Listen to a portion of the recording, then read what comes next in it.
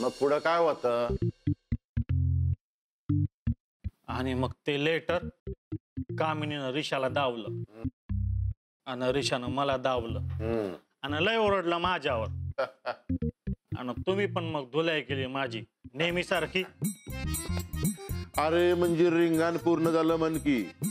हा म्हणजे तुझ्यापासूनच सुरू होऊन तुझ्यापर्यंत येऊन संपलं. बघू जरा त्या पत्रात काय लिहलंय जरा दाखवू. हा मी का खुळा वाटलो होय तुम्हाला ते लेटर जपून ठेवाया? जसं सापडलं जाऊनच टाकलं मी. उगा अजून कोणाच्या हातात पडलं असतं तर प्रॉब्लेम झाला असता. नकोच ते. सुम्या त्या कृष्णकांतचं कोडं काही उमलं ना बघ. हा का मला पण तेच खटकते. मी काय म्हणतो तुम्ही कृष्णकांत साहेबांना विचारून बघा ना. मला काय वाटतं माहितीये का नीतूची आई म्हणजे निलिमा काकू कृष्णकांत साहेब यांच्यात काहीतरी झिंगाट आहे.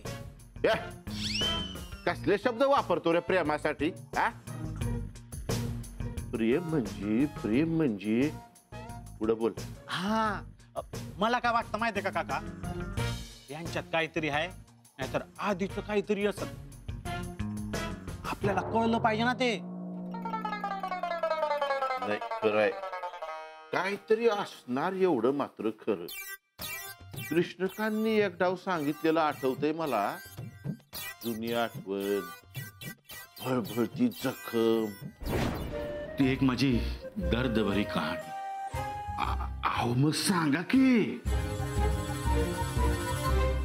जाऊ दे. अहो माझी जखम आहे ना ती भळभळायला लागते. जिन्यात पाय घसरलेला दिसतोय. काका येतो मी. ये गुबडा एवढ्या रात्री कुठे चालला रे? ते बी गिटार घेऊन. हा अहो काका इथंच चाललोय कट्ट्यावर. रिशानं बोलवलंय गिटार घेऊन. काका तुम्ही जरा ते कृष्णकांत साहेबांचा विचार करा. कृष्णकांड काय आहे शोधायच पाहिजे.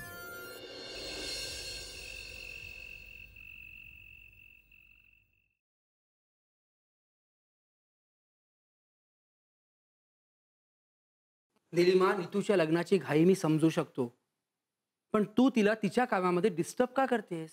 मी कुठे डिस्टर्ब केलं? मी सहज कॉफी घेऊन गेले होते आणि जाता जाता आठवण करून दिली. काय गरज होती? सांग ना काय गरज होती? आणि तू सहज काय कॉफी घेऊन गेलेली नव्हतीस. तुला तिच्याशी बोलायचं होतं. निलिमा आपण कुठे काय केव्हा कधी कुणाशी बोलतो आहोत ना हे अजूनही तुला समजत नाहीये का? तुम्हाला ना माझं बोलणं नेहमीच खटकतं पण त्यामागची काळजी मात्र दिसत नाही. सतत सतत मला घालून पाडून बोलायचं. कोण? मी तुला घालून पाडून बोलत असतो सतत? मी विचारा नाग्याला. आता त्याला आठवणार नाही पण मंजू मावशीच्या दिराच्या मुलाच्या मुंजीत तुम्ही असाच माझा अपमान केला होता. खरंच गाडी शिकायची यार. आणि मी रोज प्रॅक्टिस करते ना प्रॅक्टिस. काय तर प्रॅक्टिस करते सांग तिला. क्लचवर पाय ठेवते गाडी नुसती भुरभुर भुरभुर भुरभुर. इंडिकेटर लावा म्हणलं तर वायपर लावून ठेवते. गाडीचं स्टेअरिंग तर असं फिरवते जसं काय लहान पोरांची गाडी आहे. बासा खूप झालं. मी तुम्हाला इथे मदत मागायला आली आणि तुम्ही मलाच डिस्करेज करू नका.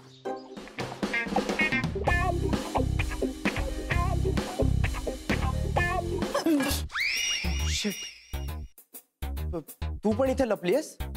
हो मी काही पाल नाहीये भिंतीला चिकटून राहिला. What are you kidding me?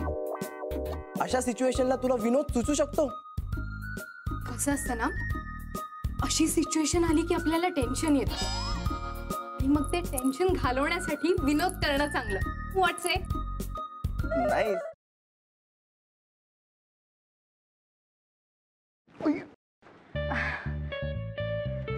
Sorry. It's okay. हे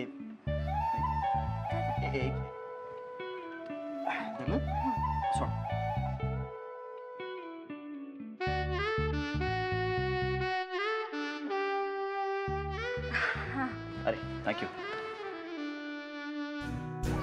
अरे त्या दिवशी ना माझ्या फ्रेंडचा फोन आलेला आणि ती अचानक मला बोलायला लागली की तिला कॅम्पिंग